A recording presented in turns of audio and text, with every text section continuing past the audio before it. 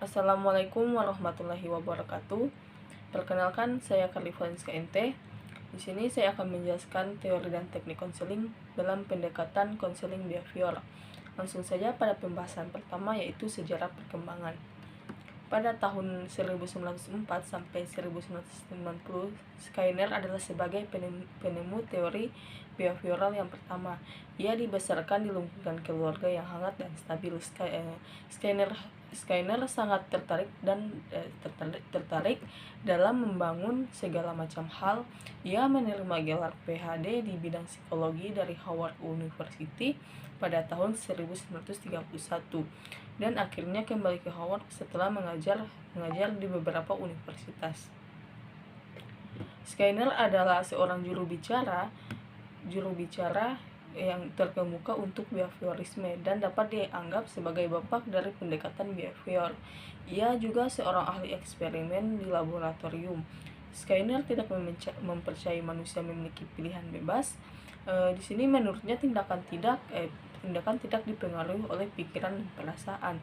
Ia menekankan pandangannya pada sebab akibat antara tujuan, kondisi lingkungan, dan perilaku yang dapat diamati. Pandangannya muncul sebagai bentuk protes terhadap psikoanalitik yang berfokus pada pikiran dan motif-motif yang terlihat.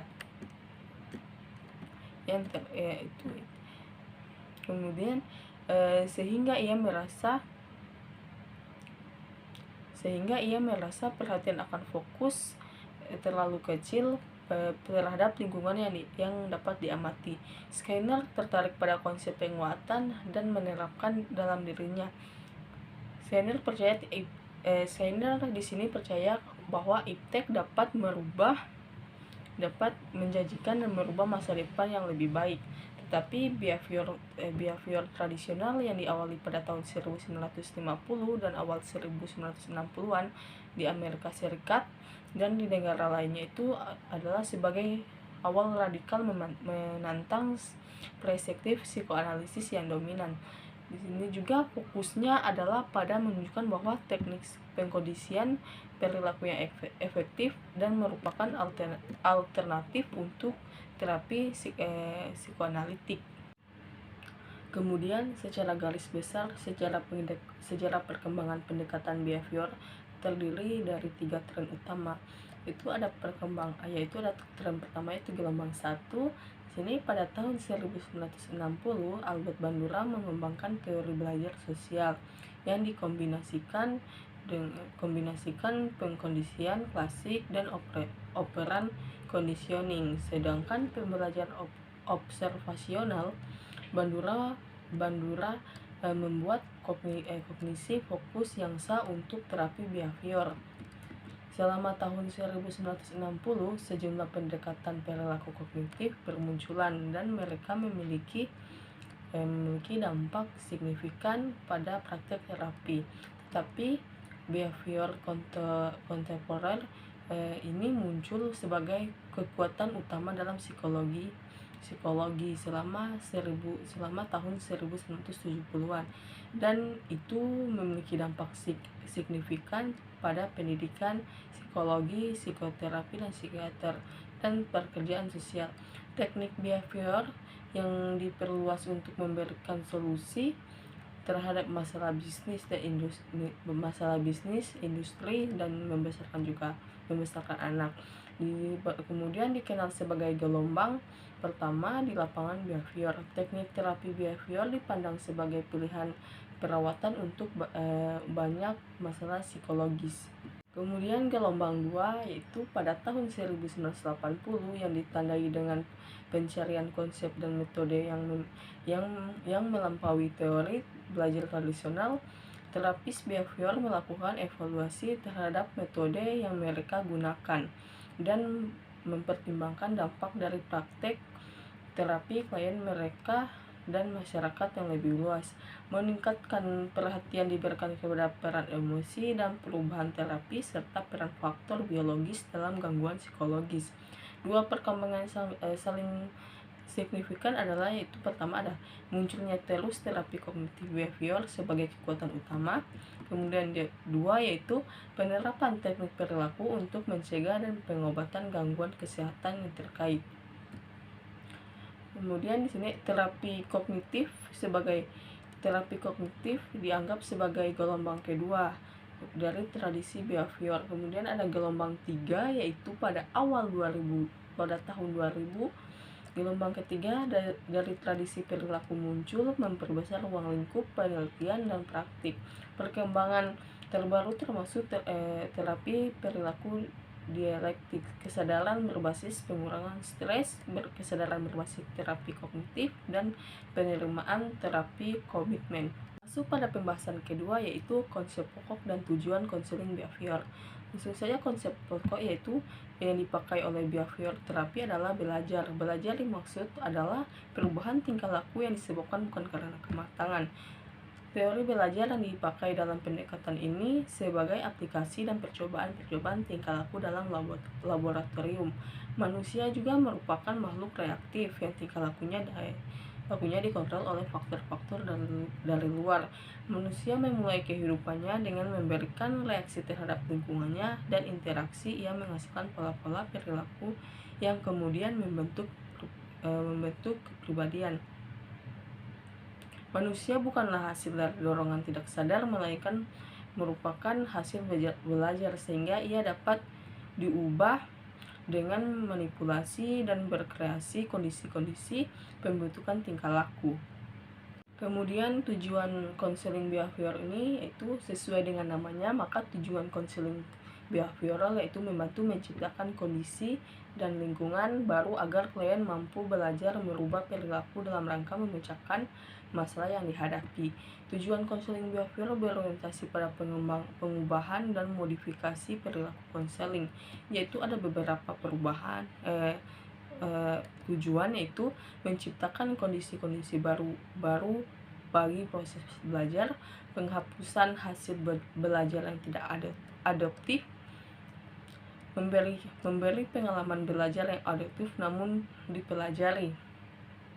Kemudian membantu konseli membuang respon-respon yang lama yang masuk dari merusak diri atau maladaptif dan mempelajari respon-respon yang baru lebih baik, lebih sehat dan sesuai.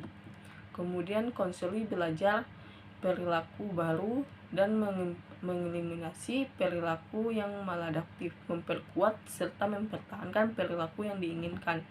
Kemudian yang terakhir yaitu menetapkan tujuan dan tingkah laku serta upaya pencapaian sasaran dilakukan bersama antara konselor dan konselor. Kita masuk pada pembahasan yang ketiga yaitu perkembangan perilaku. Itu pendekatan behavioral didasarkan pada pandangan ilmiah tentang tingkah laku manusia yang menekankan pada pentingnya pendekatan sistematik dan terstruktur pada konseling. Pendekatan behavioral berpandangan bahwa setiap tingkah laku dapat dipelajari. Proses belajar tingkah laku adalah melalui kematangan dan belajar. Manusia dipandang memiliki potensi untuk berperilaku baik atau buruk, tepat atau salah. Manusia mampu melakukan refleksi atas tingkah lakunya sendiri, dapat mengatur serta mengontrol perilakunya dan dapat belajar tingkah laku baru atau dapat mempengaruhi perilaku orang lain. Dengan kata lain di sini bahwa kepribadian manusia dapat diketahui melalui tingkah laku yang tampak diamati. Selain itu, pandangan yang berkembang dalam pendekatan behavior bahwa manusia memiliki jiwa, raga, mental, fisik, sikap, perilaku, dan sebagainya. Kita masuk pada pembahasan yang keempat yaitu langkah-langkah konseling behavior. Tingkah laku yang bermasalah dalam konseling behavior adalah tingkah laku yang berlebih dan tingkah laku yang kurang. Contoh tingkah laku yang berlebih seperti merokok, terlalu banyak main game, dan sering memberi komentar di kelas. Adapun tingkah laku destruktif adalah terlambat masuk sekolah, tidak mengerjakan tugas, dan bolos. Tingkah laku fix ini dirawat dengan menggunakan teknik konseling untuk menghilangkan atau mengurangi tingkah laku. Sedangkan tingkah laku desif di konseling dengan menggunakan teknik meningkatkan tingkah laku. Ini menurut Komalasari pada tahun 2011. Pun ada tahapan untuk langkah-langkah, yaitu melakukan asesmen. Tahap ini bertujuan untuk menentukan apa yang dilakukan oleh konseling pada saat ini. Asesmen adalah aktivitas nyata, perasaan dan pikiran konseling. Terdapat juga 6 informasi yang digali dalam asesmen itu, yaitu pertama, analisis tingkah laku yang bermasalah yang dialami konseling saat ini. Tingkah laku yang dianalisis adalah tingkah laku yang khusus. Kedua, yaitu tingkah laku yang di dalamnya terjadi masalah konseling. Analisis ini mencoba untuk mengidentifikasikan peristiwa yang mengawali tingkah laku dengan mengikutinya sehubungan dengan masalah konseling. Kemudian yang ketiga itu analisis motivasional. Yang keempat, analisis self control, yaitu tingkah laku kontrol dari diri konseling terhadap tingkah laku bermasalah ditelusuri atas dasar bagaimana kontrol itu dilatih, atas dasar kejadian-kejadian yang menentukan keberhasilan self control. Kemudian yang kelima yaitu analisis hubungan sosial, yaitu orang lain yang dekat dengan kehidupan konseling diidentifikasi juga dengan hubungannya orang tersebut dengan konseling. Metode yang digunakan untuk mempertahankan hubungan ini dianalisis juga. Kemudian yang terakhir itu analisis lingkungan fisik, sosial, budaya. Itu analisis ini atas dasar norma-norma dan keterbatasan lingkungan. Kemudian yang dua itu ada langkah-langkah itu menentukan tujuan atau goal setting, yaitu konselor dan konseling menentukan tujuan konseling sesuai dengan kesepakatan bersama berdasarkan informasi yang telah disusun analisis. Fase goal setting juga ada beberapa langkah, yaitu membantu konseling untuk memandang masalahnya atas dasar tujuan yang diinginkan. Kemudian kedua, memperhatikan tujuan konseling berdasarkan kemungkinan hambatan situasional tujuan belajar yang dapat diterima dan diukur. Kemudian yang ketiga yaitu memecahkan tujuan dalam sub dan tujuan, menyusun tujuan menjadi susunan yang berurutan. Kemudian yaitu ada langkah berikut, yaitu mengimplementasikan teknik. Itu setelah tujuan konseling dirumuskan, konselor dan konseling menentukan strategi belajar yang terbaik untuk membantu konseling mencapai perubahan tingkah laku yang diinginkan. Konselor dan konseling mengimplementasikan teknik-teknik konseling sesuai dengan masalah yang dialami oleh konseling. Kemudian yang terakhir yaitu langkah terakhir itu evaluasi dan mengakhiri konseling, yaitu evaluasi konseling behavioritis ini merupakan proses yang berkesinambungan. Evaluasi disebut atas apa yang konseling perbuat. Tingkah laku konseling digunakan sebagai dasar untuk mengevaluasi efektivitas konselor dan efektivitas tertentu dari teknik yang digunakan. Terminasi lebih dari sekedar mengakhiri konseling, yaitu terminasi meliputi yaitu menguji apa yang konseling lakukan terakhir. Kedua itu eksplorasi kemungkinan kebutuhan konseling tambahan, membantu konseling mentransfer apa yang dipelajari dalam konseling ke tingkah laku konseling. Yang keempat yaitu memberi jalan untuk memantau secara terus-menerus tingkah laku konseling. Kita masuk pada pembahasan yang kelima, itu yang terakhir yaitu teknik konseling behavior. Yaitu di sini perbedaan konseling behavior dibanding dengan metode yang ada adalah pengembangan prosedur terapeutik yang spesifik yang memiliki kemungkinan untuk diperbaiki melalui metode ilmiah.